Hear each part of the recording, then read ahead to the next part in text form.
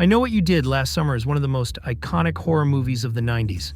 The fisherman and his deadly hook still haunt our nightmares. But behind the scenes, this classic wasn't as glamorous as it looked. In fact, it was born out of pure opportunism, trying to cash in on someone else's success. Get ready, because today we're diving into a rushed production that tried to copy a horror classic and found something completely new. We'll uncover the dark side of Hollywood, ruthless executives chasing success at any cost, and a real-life crime that broke the studio's relationship with one of its top creatives. I Know What You Did Last Summer is a slasher, that subgenre where a masked killer picks off clueless teenagers, usually in some remote place. There's always a final girl, the sweet innocent one, who somehow makes it to the end. But here's what really matters to Hollywood. Slashers are cheap to make, and when they work, they make a fortune. Slashers peaked in the late 70s and early 80s with Halloween, the Friday the 13th series, and other scary movies just as violent. But by the late 80s, the genre had run out of steam. Then came Scream in 1996, a movie that made fun of the formula while still being genuinely terrifying. It deserves its own video, but here's the short version. It was a surprise hit, gave us a new masked killer, turned its cast into stars, and cemented Wes Craven as a horror icon. But more than anything, Scream made slashers a moneymaker again, just like in the good old days. Suddenly, Hollywood was pumping out similar movies, trying to ride the wave. One of the people who jumped in was Eric Feig, an indie producer trying to break into the business. He wanted a story with maniacs and victims, but nothing felt right. He told his friend Stokely Chaffin about his idea. She also wanted to make movies, and she remembered a book that had stuck with her since she was a kid, I Know What You Did Last Summer. To talk about this story, we need to mention the woman behind it, Lois Duncan. She was a key figure in teen suspense and horror. Dark, but never too much. I Know What You Did Last Summer was one of her biggest hits, and a clear example of her style. Published in 1973, the book follows 4 teenagers, Julie, Ray, Helen, and Barry. One night, while driving home from a party, they accidentally hit a kid on a bike. Instead of helping, they decide to hide what they did. But a year later, someone who knows the truth comes back to make them pay. Duncan wasn't a stranger to the screen.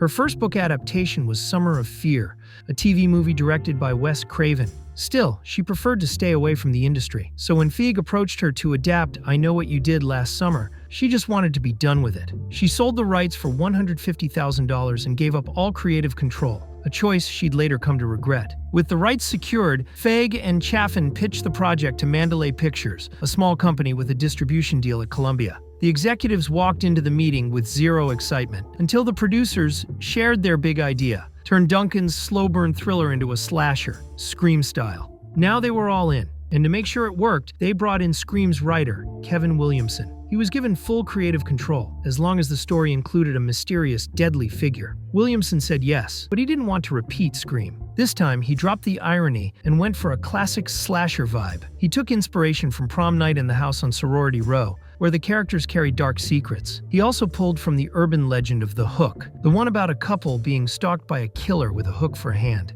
To give the 4 main characters more depth, Williamson leaned on his own life. He'd grown up in a coastal town in North Carolina, with a fisherman father who pushed him to join the trade. So he moved the story from New Mexico to Southport, a fictional fishing town in North Carolina.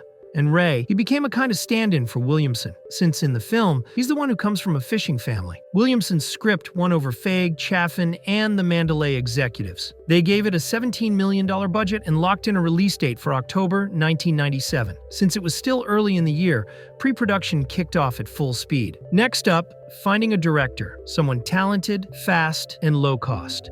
Williamson suggested a little-known Scottish filmmaker named Jim Gillespie. He'd worked as an assistant director in the UK before making a suspense short called Joyride, about an electrician trapped inside his own car. It caught Hollywood's eye, and he was even in the running to direct Scream. He didn't get it, but Williamson kept him in mind. Gillespie was drawn to the moral dilemma at the center of I Know What You Did Last Summer, but he hated slashers. What he really wanted was to make a Hitchcock-style thriller, full of suspense, not gore. He knew the producers were chasing another Scream, so he kept that to himself and took the job. But he didn't let go of his vision. He was determined to steer the slasher into thriller territory during the shoot, without anyone noticing. And like all good behind-the-scenes stories, well, you'll see. The film had a script and a director, but the real challenge was the cast. Producers were after fresh faces, good-looking, relatable, and above all, cheap. The role of Julie, the final girl, was first offered to Reese Witherspoon, one of the hottest young stars in Hollywood at the time, but she turned it down. So the producers took a page from Scream and looked to TV stars. That brought them to Melissa Joan Hart, famous for Sabrina the Teenage Witch, but she passed too. Just when it seemed like they were out of options, Jennifer Love Hewitt showed up. She had everything: beauty, charisma, talent, and she was on Party of Five, the same show as Scream's Neve Campbell. She first auditioned for Helen, but said she felt more like Julie. Gillespie agreed, and that's how she got the part. Casting Barry was a bit more unconventional. When Witherspoon met with the filmmakers before passing on the script, they asked if she knew any up-and-coming actors. She suggested Ryan Phillippe. He'd only done minor roles, but had one key advantage: he was dating Witherspoon. In the script, Barry was described as the classic high school quarterback, tall and intimidating. Phillippe didn't exactly fit the build, but once he auditioned, his intensity nailed the part. For the role of Ray, Gillespie wanted Jeremy Sisto, a rising star at the time, but Williamson had someone else in mind: Freddie Prinze Jr. Back then, he was mostly known as the son of Freddie Prinze, a popular comedian from the 70s. Williamson had seen his audition for Billy Loomis in Scream and recommended him to Feig and Chaffin. They gave him the part, even if Gillespie wasn't fully convinced. That left just one spot: Helen. Once again, the answer came from TV. The team watched the pilot of a brand new show, Buffy the Vampire Slayer, and were instantly impressed by its lead, Sarah Michelle Gellar. She had lots of TV credits, but barely any film experience, so she jumped at the chance. With the main cast locked in, Gillespie and the producers finished casting the rest of the roles, especially Ben Willis, the fisherman out for revenge after being left for dead. They went with Muse Watson, a little-known actor who also worked as a stuntman. In fact, he handled all of his own action scenes. With the cast and crew in place, I Know What You Did Last Summer was ready to shoot. Filming kicked off on March 31st, 1997, with a 10-week schedule. Everyone felt the pressure, but none more than Hewitt. She was just 16, taking on her first leading role and convinced she wasn't ready. She thought she'd ruin everything. Kevin Williamson, who was on set, pulled her aside and told her there was no one better to play Julie. That gave her the confidence she needed. Prinze Jr. had his own problems. On day one, Gillespie told him directly that he would have never cast him. From that moment on, the director either corrected him constantly or ignored him completely. Prinze was devastated. He thought this was the end of his career. The scariest moment came when Gillespie asked him to drive a motorboat across the wake of a larger ship. Prinze wasn't trained for it, but the director insisted. He hit the throttle and shot off, lost control, and the boat swerved so hard it nearly clipped his head. Realizing he could have been seriously hurt, Prinze Jr. thought about walking away from the film. But his co-star Ryan Phillippe told him not to listen to the director, that he deserved to be there. Sarah Michelle Gellar backed him up too, and the two quickly became close friends. Prinze Jr.'s version of events was later denied by Gillespie. He claimed he was the only one who wanted Freddie in the film, and that he'd actually fought to get him cast. To this day, it's a story that still raises questions. The tensions between the director and the cast didn't worry Feig, Chaffin, or the studio. All they cared about was getting the movie done, releasing it in October, and making money. But then Lois Duncan, the author of the original novel, reached out asking to read the script. They sent it over and even invited her to visit the set. After reading Williamson's version, she said, "I don't want to take part in making kids numb to violence or turning all that killing into a game about who can scream the loudest." Her reaction wasn't just about the film straying from her book. Back in 1989, her oldest daughter had been shot and killed while driving. And to make matters worse, the police were never able to find who did it. The filmmakers said they didn't know about Duncan's personal tragedy and insisted they never meant to hurt her. Still, production moved forward. They were so confident about the film that they even launched a special giveaway. The winner would visit the set and pitch an idea. That winner turned out to be a young boy whose identity was never revealed. He showed up during the shoot of a key scene, where the teens argue about what to do as the fisherman gets closer. Like a tiny director, he told Hewitt to stand in the middle of the street, turn around and yell, "What are you waiting for, huh?" Neither Hewitt nor Gillespie was sure about it, but they went with it anyway. That line ended up becoming one of the movie's most iconic moments, and the boy brought a bit of lightness to an otherwise tense set. After 10 weeks of tension and on-set trouble, I Know What You Did Last Summer finally wrapped. Post-production kicked off just as quickly.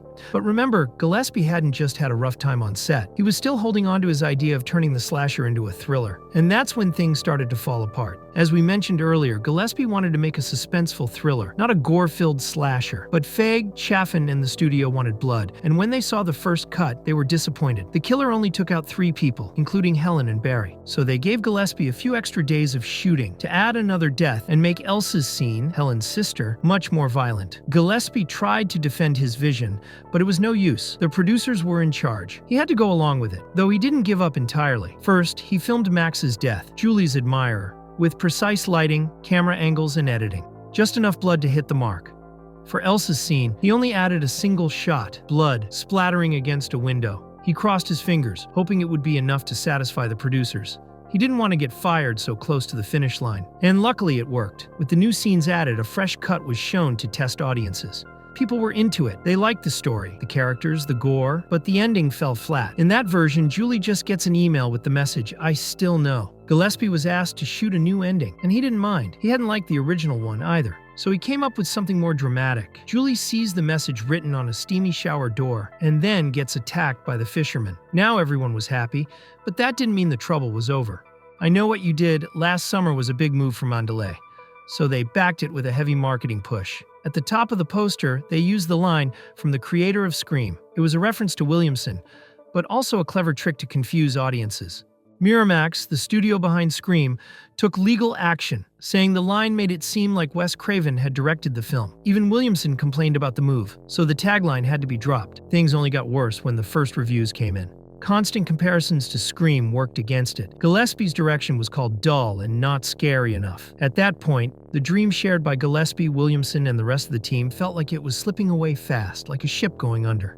But there was still one question left. How would the audience react? Would they be up for another slasher? I Know What You Did Last Summer premiered on October 17th, 1997, and audiences went wild. They loved the plot, the characters, the gore, the ending, everything. It ended up making $125 million worldwide. After months of stress, Feige, Chaffin, Williamson, Gillespie, and the whole team finally had something to celebrate. And the success didn't end there. I Know What You Did Last Summer marked the beginning of the neo-slasher era. These films stuck to the classic slasher formula, but with fewer explicit scenes and more focus on character development. The trend continued with I Still Know What You Did Last Summer. Mandalay rushed it into production just a year later to ride the wave of the original's success. Only Hewitt, Prinze Jr., and Watson came back. Williamson and Gillespie didn't.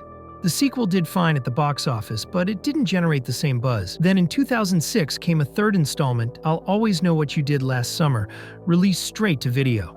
It followed a different cast and story, but barely anyone noticed. The same thing happened with the 2021 TV reboot, named after the 1997 film. It came and went without much attention. Meanwhile, the team behind I Know What You Did Last Summer went on with their careers. Kevin Williamson made a name for himself as a screenwriter, producer, and director in both film and TV. Feige became a major player at Summit Entertainment, where he helped lead the Twilight Saga. Chaffin went on to become a well-respected Hollywood executive. Gillespie, however, didn't get much attention for his later projects. Not even with Venom, another neo-slasher produced by Williamson. As for the cast, Hewitt went on to star in more movies and TV shows until she eventually decided to focus on her family. Phillippe was married to Witherspoon for a few years, and they both appeared with Gellar in Cruel Intentions. Gellar later reunited with Prinze Jr. in Scooby-Doo and its sequel. They became a real-life couple and went on to become one of Hollywood's most enduring marriages. But what happened to Duncan, the author of the novel? She stopped writing horror and became focused on uncovering who was responsible for her daughter's death. For years, she questioned the police investigation and even sought help from psychics, until she passed away in 2016. Meanwhile, I Know What You Did Last Summer kept growing in popularity over the years. It seemed like the franchise was done, until it once again followed the Scream playbook. The Scream saga had returned with characters from the original films. So why not do the same with The Fisherman? That's how, in 2025, a direct sequel to the second film brought back Jennifer Love Hewitt and Freddie Prinze Jr. I Know What You Did Last Summer may have started as a copy, but it ended up with a voice of its own. The behind-the-scenes drama and complaints didn't stop it from becoming a success. And in the end, it proved one thing. Slashers are powerful, magnetic, and hard to kill, just like the hook of a ruthless fisherman. You've probably come across this image online. It looks like something out of a nightmare, or straight from hell. It's one of the most brutal and shocking scenes anime has ever shown us. But where does it come from?